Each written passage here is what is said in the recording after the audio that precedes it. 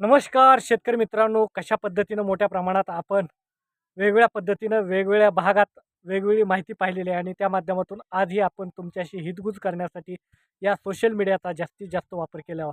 हा व्हिडिओ संपूर्ण पाहणे त्या माध्यमातून आपल्याशी काही महत्त्वाच्या टिप्स आणि महत्त्वाच्या गोष्टी सांगणार आहोत आणि त्या माध्यमातून आपण सर्वांनी त्या एकत्रित करू आणि ही शेती विचाराची शेती कशी होईल आणि त्या माध्यमातून आपली प्रगती कशी होईल याच्याकडेच थोडंसं लक्ष देऊ द्या.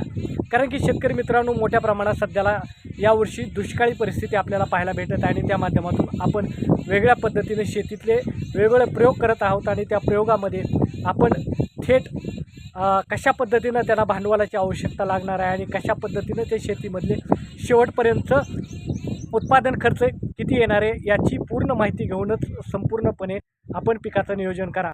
आणि त्या माध्यमातून आपण पिकाचं नियोजन करताना प्रत्येकाचा सल्ला घेताना आपली जमीन त्या पिकाशी योग्य आहे का याची सुद्धा संपूर्ण माहिती घ्या. कारण की अनेक वेळा आपण प्रत्येकाचं दुसऱ्याचं पाहून अनुकरण करण्याची प्रवृत्ती शेतकरी बांधवामध्ये मोठ्या प्रमाणात असते आणि त्याच पद्धतीनं आपलंही उत्पादन वाढेल, आपलंही होते. त्याच्यामध्ये प्लस म्हणजे की ज्या चांगल्या गोष्टी आहेत तेवढ्याच आपण घेतो, परंतु त्यातल्या वाईट गोष्टीसुद्धा घेणं गरजेचं आहे आणि ते अनुभवसुद्धा आपल्या पाठीशी असणं गरजेचं आहे.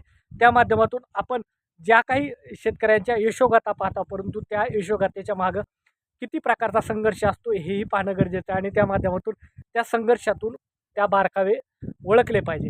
कारण की शेतकरी बांधवांनो, मोठ्या प्रमाणात आपल्याला उत्पादन खर्च कमी केलं तर उत्पादन वाढणार आहे आणि तो उत्पादन खर्च कमी करणे हे आपल्या हातात आहे. त्यासाठी काय आवश्यक आहे तर महत्त्वाचं म्हणजे आपल्याला प्राथमिक माहिती असणं गरजेचं आहे. आपल्या जमिनीची सगळी भौगोलिक परिस्थिती माहिती असणं पाहिजे.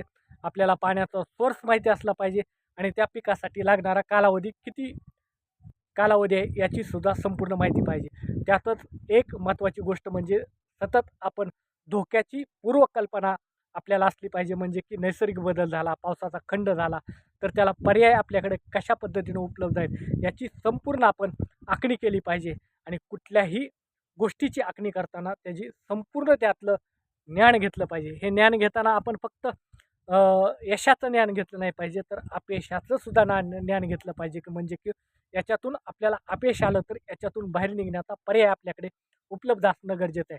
त्या माध्यमातून वेगवेगळ्या सध्याला प्रयोग शेती चालू आहेत आणि त्या प्रयोगाच्या माध्यमातून वेगवेगळे अतिशय चांगल्या पद्धतीचे शेतकरी तयार होत आहे आणि त्या शेतकऱ्यांच्या माध्यमातून यशोगाथा सर्वसामान्य जनतेच्या पर्यंत या सोशल मीडियाच्या माध्यमातून पाहायला भेटेल. त्यामुळं आपण प्रत्यक्षात पाहणी करायला जा, प्रत्यक्षात पहा, तिथले अनुभव घ्या आणि प्रत्यक्षात ते पाहिलेलं आपल्या जमिनीत योग्य पद्धतीनं अवलंब करता येईल का त्यानुसारच आपण पिकाचं नियोजन करा.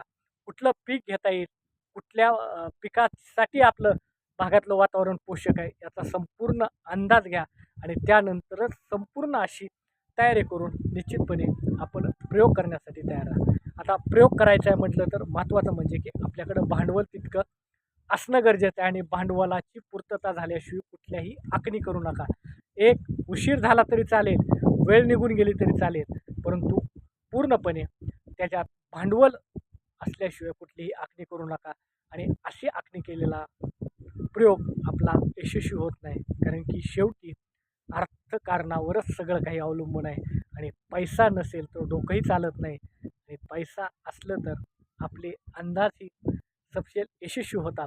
त्याच पद्धतीनं आपण कुठलंही हे करताना हे कशासाठी सांगतोय, कारण की अनेक शेतकरी आज वेगवेगळ्या यशोगाथाला भुलून वेगवेगळे प्रयोग करत आहेत आणि त्यामध्ये मोठ्या प्रमाणात भांडवली गुंतवणूक करून मोठ्या प्रमाणात अपयश आल्यानंतर नैराश्यामध्ये जात आहेत. तशा पद्धतीचं नैराश्य होण्याची गरज नाही. त्यासाठी आपण पूर्णपणे त्याच्या निगेटिव्ह आणि पॉझिटिव्ह दोन्ही गोष्टीचा विचार करा आणि त्या पद्धतीनं आपण शेती करा.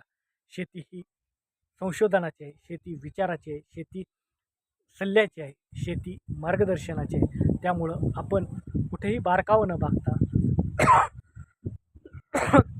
सल्ला प्रत्येकाचा घ्या. त्या सल्ल्यातला अवलंब काय करायचे, मार्गदर्शन घेतल्यानंतर त्यातला सल्ला घेतल्यानंतर तो काय अवलंब करायचा आहे आपण ठरवा आणि कुणालाही दोष देण्यापेक्षा आपण तेवढे सक्षम व्हा, आपण स्वावलंबी व्हा. शेती ही स्वावलंबी झाली पाहिजे. जोपर्यंत आपण परावलंबी आहोत तोपर्यंत शेतीमध्ये सुधारणा घडणार नाहीत. कारण की फसवणूक करणाऱ्याचं प्रमाण हे प्रत्येक ठिकाणी परावलंबी लोकांवरच केला जातो प्रयोग. आणि तो परावलंबी न होण्यासाठी आपण स्वावलंबी व्हा, आपण यशस्वी व्हा. कारण की आपल्याकडे कष्ट करण्याची वृत्ती आहे, आपल्याकडे जिद्द आहे, आपल्याकडे संयम आहे, आपल्याकडे संघर्ष आहे.